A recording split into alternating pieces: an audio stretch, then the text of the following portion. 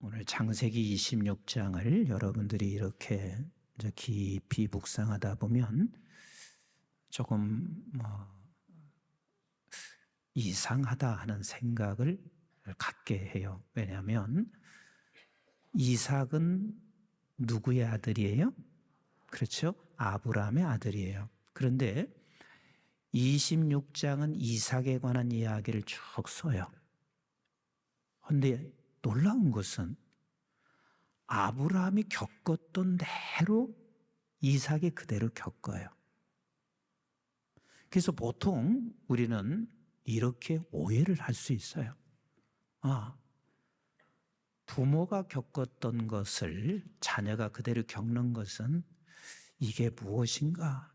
그냥 대대손손으로 그렇게 내려가는 것 같구나.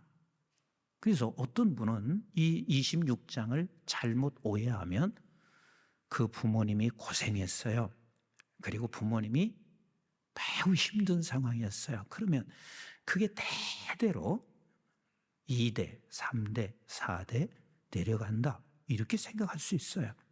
그리고 또 이런 오해를 할 수 있어요.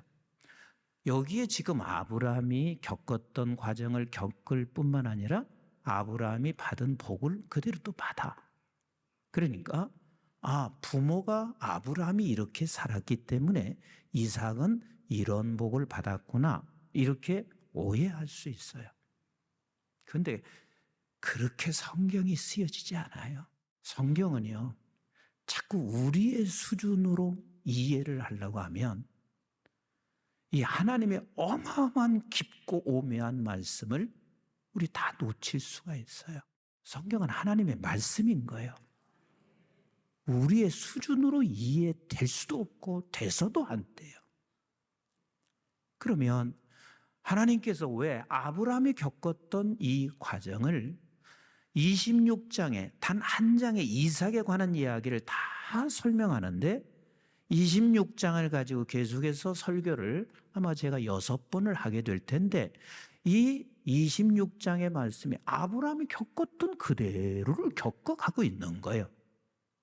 그 이유가 뭐냐면 여기 26장에서 이삭을 아브라함이 겪었던 것을 그대로 이어서 말씀하시고 있는 이유는 딱 이거예요. 같이 합시다. 하나님의 언약의 연속성. 아브라함에게 하나님께서 언약한 것은 그의 자녀인 이삭에게 그게 연속성으로 이어가는 것을 말씀하시는 것이고, 그러면 이삭에게 하나님께서 그 일을 이루었던 것은 곧 야곱에게 그 연속성으로 하나님께서 이어가시는 것이고, 그리고 야곱에게 그렇게 또 연속성으로 이어가는 것은 이스라엘 모든 백성들에게 그대로 이어가게 하는 것이고, 오늘 신약시대에 살고 있는 저와 여러분들에게는 이제는 우리가 누구의 자손이에요? 하나님의 자손이요 곧 아브라함의 자손이에요. 저와 여러분들이. 그래서 그 연속성으로 하나님의 언약이 그대로 이루어지고 있다는 사실을 그걸 말씀하시고 싶은 거예요. 그러면 지금 이삭에게 아브라함이 흉년을 만났어요. 창세기 12장 10절에 보면 아브라함이 흉년을 만났어. 그래서 아브라함도 흉년을 만나서 지금 애굽으로 내려가고 있었어요. 근데 지금 이삭이 흉년을 만났어요. 근데 이 모든 과정을 말씀하시는 것은 하나님의 언약의 뭐라? 연속성인 거예요. 연속성. 그래서 오늘 첫 번째 시간은 흉년이에요. 사람들이 생각할 때 다 이렇게 생각해요. 다 이게 꿈일 수도 있어요. 나에게는, 내 자식에게는 흉년이 절대로 있어서는 안 돼. 여기서 흉년이라고 하는 것은 먹고 사는 문제만의 흉년이 아니에요. 경제적인 흉년일 수도 있고, 우리는 건강의 흉년이 있을 수 있고, 그리고 우리의 모든 형편에 있어서 흉년은 우리가 아무리 발부둥 쳐도 반드시 찾아옵니다. 그런데요, 세상의 사람과 창세기 26장에서 하나님께서 이것을 말씀하실 때는 너는 흉년은 세상 사람이나 너나 누구나 다 연속성으로 흉년을 만날 수는 있어. 그러나 그 흉년을 대하는 데 있어서는 세상 사람과 너와는 달라야 돼. 그러면 우리는 흉년을 만나게 되면 경제적인 흉년이나 건강의 흉년이나 아니면 가족의 어떤 흉년이든 만나게 되면 우리 믿음의 백성들은 언제나 5가지를 기억하실 수 있어야 돼요. 첫째는 그 흉년 속에서 하나님은 나를 성장시켜 귀한 자리에 세운다. 흉년을 만났을 때 어떤 흉년을 만나든 이것을 놓치지 마셔야 돼요. 여러분, 요셉은 일생에 요셉만큼 흉년을 만난 사람 없습니다. 부모의 흉년도 만났죠. 왜? 그 어린 시절에 부모를 떠났다는 것은 그에게는 부모의 흉년을 만난 거요. 그리고 그는 노예로 팔려가잖아요. 그런데 흉년 만난 사람이요. 조금 살만할까? 노예이지만 그래도 조금 살만할 듯 했는데 결국은 감옥에 들어가서 그는 흉년을 만난 거 아니에요. 인생의 흉년. 그런데 인생의 흉년 중에서 가장 값진 흉년의 시간이 있다면 물론 다 비슷하겠지만 청소년기요. 청소년기. 그러면 모두가 다 이렇게 생각하지 않겠어요? 세상의 그 요셉의 그 일대기 속에서 가장 민감하고 가장 많이 배워야 되고 가장 많은 것을 받아야 되고 그리고 가장 많은 것을 그리고 가장 경험을 해야 할 그 시기에 그는 흉년을 만난 거예요. 그래서 흉년을 만난 사람들 그리고 옆에서 보는 사람들이 이렇게 말할 수 있어요. 제가 지금 왜 저 청소년기에 저렇게 허비하나? 저 시간을 왜 이렇게 저렇게 허비하고 있나? 저 사람은 지금 결핍된 시간이야.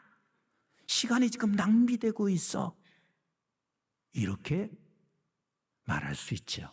그런데 저와 여러분들이 그렇게 말할 수 있는 사람이 있어요, 없어요? 왜 그렇죠? 그 결핍된 시간과 허비된 시간과 낭비된 시간인 것 같지만 그 요셉이 어떻게 쓰여졌다는 사실을 저와 여러분들은 너무나 잘 알고 있잖아요. 근데 그게 요셉의 이야기가 아니라 우리의 이야기란 말이에요. 우리의 인생을 살아가는데 저 사람은 아무런 흉년을 안 만난 것 같다고 생각할지 모르지만 아니에요. 너나 할 것 없이 아브라함이나 이삭이나 야곱이나 이스라엘 백성이나 석순이나 모두가 다 우리는 흉년을 다 만나요. 근데 그 흉년을 만날 때마다 기억하셔야 할 일이 있습니다. 나를 성장시키고 나를 만들어 하나님이 반드시 어떤 자리에 세우십니다. 반드시 세우세요. 우리는 하나님의 언약의 백성들의 연속성이 가장 먼저 지금 말씀하시는 게 흉년은 반드시 만난단다. 그런데 그 흉년을 만날 때 우리는 네가 기억해야 할 첫 번째는 뭐냐면 하나님이 너를 만들어 그리고 하나님께서 원하는 자리에 세우시는 우리 하나님이세요. 그래서 믿음의 백성들은 세상 사람들이 겪는 흉년과 달라. 여러분들께서 목장 사역하시면서 목장 안에서 흉년 만나요? 안 만나요? 흉년 만나죠. 목회하면서 흉년 만나요? 안 만나요? 흉년 만나요. 근데 그 흉년은 만날 때 이렇게 생각하시면 안 돼요. 하나님 제발 저 흉년 없어주세요. 제발 흉년은 내게로 오지 않게 해주세요. 그게 아니라 우리는 담대하게 이 흉년은 나를 만들고 하나님께서 원하는 자리에 세운다는 것, 이것을 우리는 붙잡고 가셔야 돼요. 26장은 그래서 기록하는 거예요. 두 번째는 하나님께서는 하나님의 백성들이 흉년을 만날 때는 하나님께서 반드시 약속의 땅을 밟게 하십니다. 우리 한번 창세기 12장 10절 말씀 같이 한번 보실까요? 시작. 그 땅에 기근이 들었으므로 아브라함이 애굽에 거류하려고 그리로 내려갔으니 이는 그 땅에 기근이 심하였음이니라. 이건 누구 얘기예요? 아브라함 얘기예요. 근데 아브라함의 이야기가 그대로 또 이삭의 이야기예요. 우리 한번 다시 오늘 창세기 26장 1절부터 2절 시작. 아브라함이 때에 첫 흉년이 들었더니 그 땅에 또 흉년이 들매 이삭이 그랄로 가서 블레셋 왕 아비멜렉에게 이르렀더니 여호와께서 이삭에게 나타나 이르시되 애굽으로 내려가지 말고 내가 내게 지시한 땅에 거주하라. 그래서 지금 여기서 똑같이 아브라함에게 만났던 흉년 또 다른 것이 지금 예비되어 있어요. 또 다른 것이. 그러나 하나님께서 아브라함에게 계속해서 약속하시고 있는 것은 이런 흉년의 과정을 통하여 너에게 약속의 땅을 밟게 하시겠다는 거예요. 약속의 땅을. 저와 여러분들의 흉년은 세상 사람의 흉년과 달라요. 세상 사람들이 겪는 흉년과 달라요.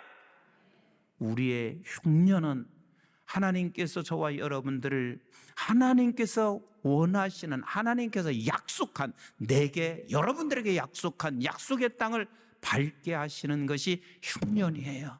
그리고 세 번째, 흉년은요, 반드시 우리 믿음의 백성들은 하나님의 구원의 계획을 이루어 갑니다. 룻기서 1장 1절부터 조금 읽어보겠습니다. 시작.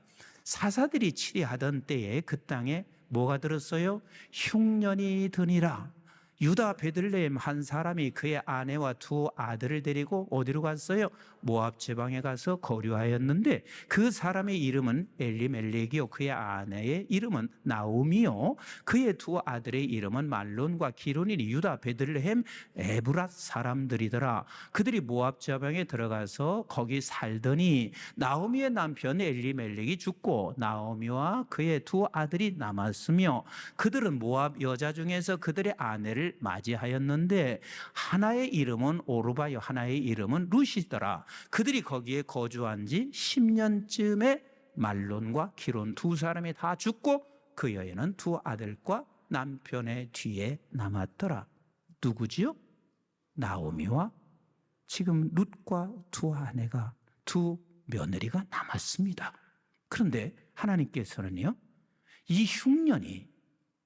흉년이 이렇게 생각을 한다는 자체가 쉽지 않지. 이 흉년이 엄청난 사건이 일어나. 그래서 결국은 저들이 베들레헴으로 돌아가. 그래서 베들레헴으로 돌아갔는데 어떤 일이 일어나요? 19절 한번 같이 보세요. 이에 그 두 사람이 베들레헴까지 갔더라. 베들레헴에 이를 때에 온 성읍이 그들로 말미암아 떠들며 이르기를 이가 나오미냐 하는지라.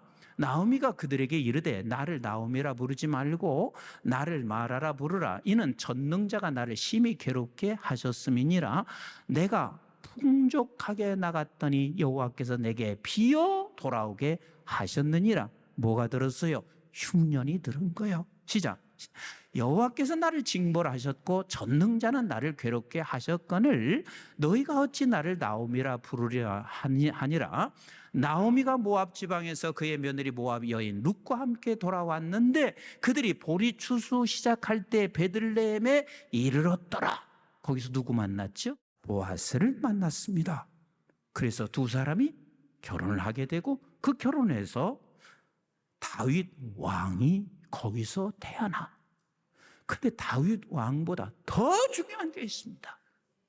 거기서 예수 그리스도. 여러분들에게 다시 묻습니다. 여러분들은 하나님의 자녀이신 것을 믿으시나요? 정말 믿으시나요? 그러면 우리의 흉년은요, 결단코 세상 사람이 겪는 흉년과 달라요. 하나님의 자녀라는 것은 하늘로부터 온 백성이에요. 하늘로부터 온 백성이라는 것은 내 육신이 하늘로부터 온 게 아니에요. 하나님의 영이 내 속에 왔는 거예요. 그래서 그 영은 하나님으로부터 왔고 우리는 다시 그 영은 하늘로 돌아가고 육은 땅에서부터 왔어요. 그래서 이 흉년을 만나서 하늘로부터 온 영과 이 세상의 육신과 점점 가까워지는 거라. 영의 사람으로 사는 거라. 이 무엇이 흉년이 그렇게 만들어가는 거예요. 그리고 하나님께서는 어느 날 너를 그 자리에 세울 뿐만 아니라 그리고 약속의 땅을 밟게 하시는 우리 하나님이세요. 나는 우리 교회에 흉년을 만난 분들이 너무 많아. 어떤 사람은 이럴 수 있어요. 왜 이렇게 한국중앙교회는 흉년을 만난 사람이 많나요? 그럼 난 그분에게 이렇게 말하고 싶어요. 딴 교회 가봐요. 똑같이. 여기만 그런 게 아니라 모든 교회는 다 흉년을 다 같이 연속성이라니까. 이건 만나게 되어 있다니까요. 그러나 우리는 이 흉년을 만날 때 거기서 구속사역, 하나님이 구속사역을 이루시는 우리 하나님이세요. 나는 모르지요. 나오미도 어떻게 알았겠어요? 그런데 수십 년이 지난 후에 그렇게 하나님이 역사하시더라고요. 나오미가 어찌 이해했겠어요? 모든 걸 다 탕진하고 베들레헴으로 돌아왔을 때 얼마나 서글펐겠어요. 그렇게 만난 흉년이 어찌 그 자손을 통하여 예수 그리스도께서 그 안에서 탄생할 수 있다는 것을 어찌 알았겠냐고요. 근데 우리는 이제는 알아야 돼요. 왜? 성경에 그렇게 기록하고 있으니까 아셔야 된다고요. 네 번째입니다. 여러분, 흉년을 만날 때는 하나님께 우리가 보여주어야 할 게 하나가 있습니다. 그게 뭐냐면 같이 합시다. 믿음이다. 흉년을 만날 때 하나님께 보여줘야 할 것은 믿음이고, 그리고 하나님께서는 우리에게 기적을 보여주세요. 나는 흉년을 만났을 때 믿음을 보여주시는데, 믿음을 보신 그 하나님은 우리에게 반드시 기적을 보여주시는 우리 하나님이세요. 열왕기상 17장 우리 한번 7절, 여러분들이 아시는 말씀이지만 같이 읽어봐요. 시작. 땅에 비가 내리지 아니하므로 얼마 후에 그 시내가 마르니라. 여호와의 말씀이 엘리야에게 임하여 이르시되 너는 일어나 시돈에 속한 사르밧으로 가서 거기 머물라. 내가 그곳 과부에게 명령하여 내게 음식을 주게 하였느니라. 그가 일어나 사르밧으로 가서 성문에 이를 때에 한 과부가 그곳에서 나뭇가지를 줍는지라. 이에 불러 이르되 청하건대 그릇에 물을 조금 가져다가 내게 마시게 하라. 지금요 3년 반 동안 가뭄으로 인하여 흉년이 들어있어요. 그런데 내게 물을 가지고 와라 말을 해요. 그리고 음식을 먹게 하라고 그래 말해요. 누구든 그에게 물을 주고 음식을 먹게 할 수 있는 사람이 있겠어요? 내가 지금 흉년인데, 내가 흉년 들었는데, 그런데 조금 더 보세요. 조금 더 볼까요? 시작. 그가 가지러 갈 때 엘리야가 그를 불러 이르되 청하건대 내 손에 떡 한 조각을 내게로 가져오라. 그가 이르되 당신의 하나님 여호와께서 살아계심을 두고 맹세하노니 나는 떡이 없고 다만 통에 가루 한 움큼과 병에 기름 조금뿐이라.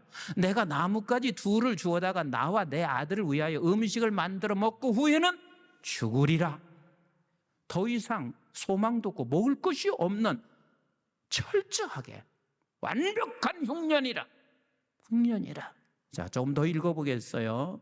시작. 엘리야가 그에게 이르되 두려워 말고 가서 내 말대로 하려니와 먼저 그것으로 나를 위하여 작은 떡 한 개를 만들어 내게로 가져오고 그 후에 너와 내 아들을 위하여 만들라. 이스라엘의 하나님 여호와의 말씀이 나 여호와가 비를 지면에 내리는 날까지 그 통에 가루가 떨어지지 아니하고 그 병에 기름이 없어지지 아니하리라 하셨느니라.